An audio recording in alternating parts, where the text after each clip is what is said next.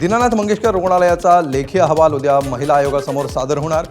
आरोग्य विभागाच्या उपसंचालकांच्या अध्यक्षतेखाली नेमण्यात आलेली समिती उद्या रुपाली चाकणकरांसमोर अहवाल सादर करणार असल्याची माहिती। पुण्यातील दीनानाथ मंगेशकर रुग्णालयाबाहेर सलग तिसऱ्या दिवशी सुद्धा पोलीस बंदोबस्त। कुठलाही अनुचित प्रकार घडू नये यासाठी पोलीस बंदोबस्त तैनात। चौकशी अहवाल आल्यानंतर दीनानाथ मंगेशकर रुग्णालय आणि संबंधित डॉक्टरांवर कडक कारवाई करण्यात येईल। केंद्रीय राज्य आरोग्य मंत्री प्रतापराव जाधवांचा इशारा। भारत सेवक समाज संस्थेकडून आपलीच घोडचूक अखेर दुरुस्त।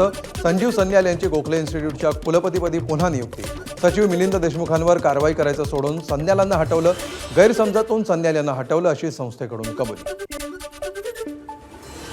मुंबईचे डबेवाले 9 ते 14 एप्रिलपर्यंत 6 दिवसांच्या रजेवर आपापल्या गावातील यात्रांमध्ये सहभागी होणार, तर ग्राहकांनी या कालावधीतील पगार कापू नये। मुंबई डबेवाला असोसिएशनची विनंती।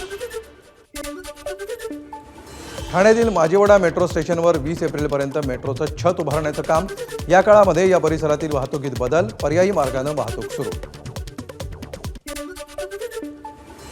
पश्चिम रेल्वेवरील नवीन वसई रोड टर्मिनसला रेल्वे मंडळाची मंजुरी। टर्मिनसमुळे देशातील विविध भागामध्ये लांब पल्ल्याच्या गाड्या चालवण्याची क्षमता वाढायला मदत। बीकेसीतील 3 व्यावसायिक भूखंडांच्या विक्रीसाठी आर्थिक निविदा खुल्या। लिलावाला चांगला प्रतिसाद। 2 भूखंड जपानमधील कंपनीला विकले जाणार। यामुळे MSRDAच्या तिजोरीमध्ये 3,839 कोटी रुपये जमा होणार। पवईतील स्वामीनारायण नगरच्या अनधिकृत मशिदीवरील भोंगे काढले। भाजप नेते किरीट सोमय्या यांची माहिती। महाराष्ट्रामध्ये अनधिकृत मशीद, अनधिकृत भोंगे आणि लँड जिहाद चालणार नाही, सोमय्या यांचा इशारा। जंगली पशुपक्ष्यांना बर्ड फ्लूची लागण, केंद्र सरकार सतर्क। कुक्कुटपालकांसाठी मार्गदर्शक सूचना जारी। झारखंडमध्ये 2, तेलंगणामध्ये 3 आणि छत्तीसगडमध्ये 2 ठिकाणी बर्ड फ्लू सक्रिय।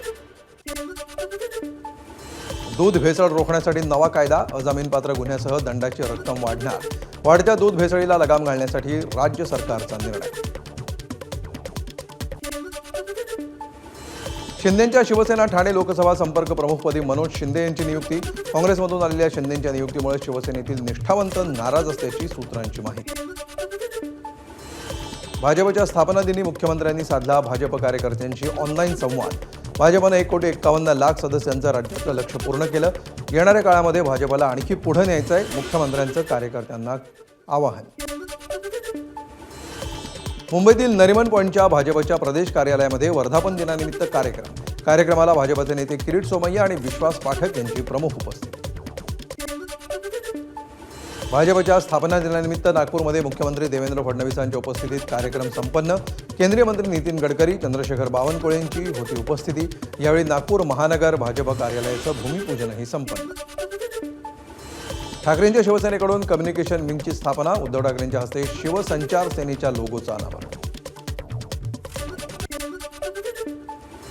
आदिवासी आश्रमशाळांचा कायापालट करण्यासाठी चिंतन बैठक। सह्याद्री अतिथीगृहावर उद्यापासून 2 दिवस बैठकीचं आयोजन।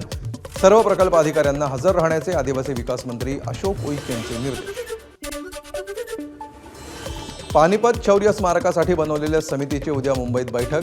फडणवीसांच्या सूचनेनुसार उद्या बैठकीचं आयोजन। जयकुमार रावल, मंत्री शंभूराज देसाई यांच्यासह पानिपतचे अध्यक्ष प्रदीप पाटील बैठकीला उपस्थित राहणार। अमरावती आगाराला मिळाल्या 15 नव्या ST बसेस। आमदार रवी राणांच्या हस्ते बसेसचं लोकार्पण। नाशिकचा पारा 40 अंशांच्या पार। आज 40.2 अंश तापमानाची नोंद। यंदाच्या मोसमातलं सर्वात उच्चांकी तापमान। रामनवमीनिमित्त नागपूरमध्ये शोभायात्रा। रामाच्या रथावर मुस्लिम बांधवांकडून पुष्पवृष्टी। नागपुरात हिंदू मुस्लिम ऐक्याचं दर्शन। रामनवमीनिमित्त नांदेडमध्ये भव्य शोभायात्रा। विविध प्रकारच्या देखावे पाहण्यासाठी नागरिकांची गर्दी। जय श्रीरामच्या घोषणेनं शहर दुमदुमलं।